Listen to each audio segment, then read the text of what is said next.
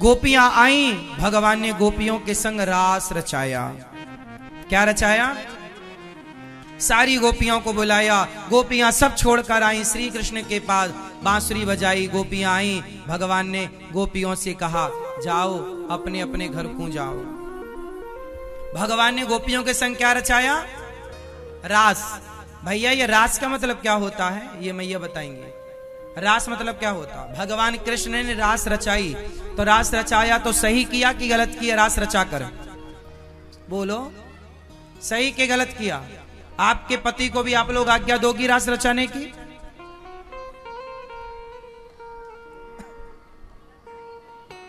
रचा ही रहे हैं।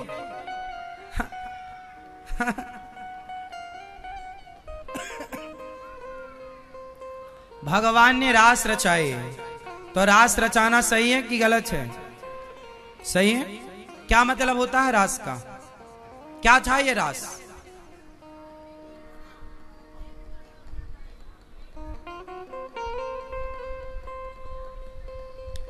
मैया आप बताओ मेरी मां।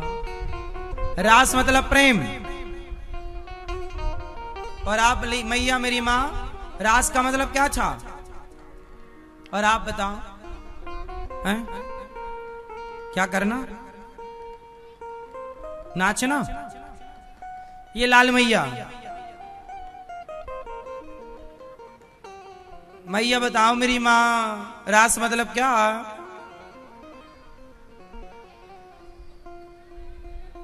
आप बताओ। पीछे वाले दादाजी चश्मा वाले, चश्मा वाली मैया के बगल में बैठे हैं, दोनों बताएंगे चश्मा चश्मा। रास मतलब क्या? चलो बता दें हम। ये भैया अच्छा वाला चश्मा लगाए, आप बताओ रास मतलब क्या? ये वाले आप बताओ रास मतलब क्या? ये भैया बताएंगे, हाथ में टैटू बनवा रखा है बढ़िया सा, बताएंगे। हाँ, रास मतलब, रास मतलब प्रेम।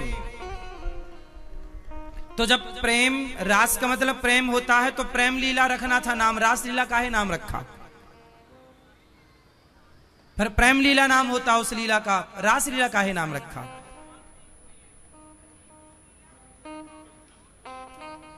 रास का अर्थ देखिए, टीवी बॉलीवुड ने रास का अर्थ क्या किया? वो लोग कहते हैं तुम करो तो रास लीला, हम करें तो कैरेक्टर ढीला। मतलब उन्होंने रास लीला को कैरेक्टर ढीला से जोड़ दिया।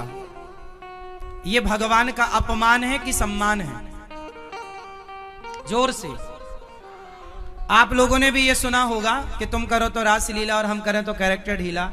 इससे, इस लाइन से सीधा फैक्ट जाता है कि कृष्ण की जो रास लीला थी वह कैरेक्टर ढीला की लीला थी, क्योंकि तुम करो तो रास लीला, हम करें तो कैरेक्टर ढीला। ये सारा तो इसी ओर जा रहा है ना। मतलब कृष्ण की लीला को समाज ने किस नाम से पुकारा? कैरेक्टर ढीला के नाम से। ये बॉलीवुड का दिया सेंटेंस है, हाँ या ना? सही है या गलत है?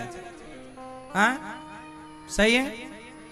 तुम करो तो रास लीला, हम करो तो कैरेक्टर ढीला। मतलब क्या रास लीला कैरेक्टर ढीला की लीला थी? उत्तर दो। तो फिर क्या था रास? क्या जानते हैं आप लोग रास के बारे में?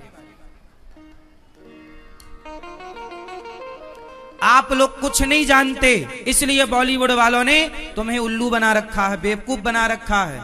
वो भगवान श्री कृष्ण पर आरोप लगा रहे हैं कि तुम करो तो रास लीला, हम करो तो कैरेक्टर ढीला। मतलब रास लीला को कैरेक्टर ढीला से जोड़ा। ये कृष्ण का अपमान है या नहीं? क्यों अपमान किया उन्होंने? क्योंकि आपको रास का मतलब पता ही नहीं, ना तो कभी जानने की कोशिश की, ना तो इस गहराई पर कभी उतरने की कोशिश की। रास लीला क्या है? कृष्ण रास रचाते हैं, तो क्या कृष्ण कोई भोगी विलासी थे क्या, जो गोपियों के संग भोग विलास की लीला कर रहे हैं? यदि ये भोग विलास की लीला नहीं थी, तो ये बॉलीवुड वाले क्यों बोल रहे हैं कैरेक्टर ढीला? क्यों बोल रहे हैं? क्यों नहीं तुमने कभी रोका? क्यों नहीं कभी तुमने उंगली उठाई? क्योंकि आप लोग भगवान का पक्ष कभी लेते ही नहीं। आप लोगों ने उन बॉलीवुड वालों का पक्ष लिया और उन्हें सुपर डुपर स्टार बना दिया, और भगवान पर तुम हंसते रहे। कोई कहता ना तुम करो तो रासलीला, हम करें तो कैरेक्टर ढीला, तो आप लोग हंसते हैं। मतलब आप लोगों ने मजाक बना रखा है सेंटेंस का, भगवान की लीला का, भगवान का मजाक उड़ाते हैं आप लोग। भले वो मजाक में मजाक उड़ाते हो, भले वो आपके अज्ञानवश मजाक उड़ाते हो, पर आप मजाक उड़ा रहे हैं और उड़वा रहे हैं। ये है आपका कृष्ण से प्रेम, कि आप अपने ही भगवान का, जो कि कुछ नहीं जान रहे हैं लोग, रास का अर्थ नहीं समझ रहे हैं, लीला को नहीं समझ रहे हैं, गहराई को नहीं समझ रहे हैं, बस शास्त्रों को पढ़ना पड़ता है साहब, तब कुछ मिलता है। त्याग करना पड़ता है, कृष्ण को जानने के लिए गहराई में उतरना पड़ेगा। तुम्हें सब बॉलीवुड ही समझा देता तो समझा तो रहा है बॉलीवुड तुम्हें कि दाने दाने में केसर का दम, ये समझा रहा है। समझा तो रहा बॉलीवुड कि मुझे पीने का शौक नहीं, पीता हूं गम भुलाने को, ये समझा रहा बॉलीवुड।